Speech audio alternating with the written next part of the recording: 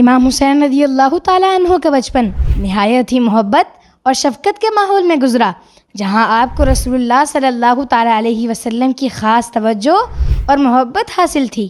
ایک مرتبہ رسول اللہ صلی اللہ تعالیٰ علیہ وسلم نماز ادا فرما رہے تھے۔ اس وقت امام حسین رضی اللہ تعالیٰ عنہ بہت چھوٹے تھے۔ امام حسین رضی اللہ تعالیٰ عنہ کھیلتے کھیلتے مسجد میں آ پہنچے۔ رسول اللہ صلی اللہ تعالیٰ علیہ وسلم جیسے ہی سجدے میں گئے تو آپ ان کی پشت مبارک پر سوار ہو گئے۔ رسول اللہ صلی اللہ تعالیٰ علیہ وسلم نے سجدہ طویل کر دیا۔ نماز کے بعد صحابہ اکرام نے پوچھا کہ یا رسول اللہ صلی اللہ تعالیٰ علیہ وسلم، آپ نے سجدہ اتنا لمبا کیوں فرمایا، حالانکہ آج سے پہلے اتنا لمبا سجدہ نہیں کیا؟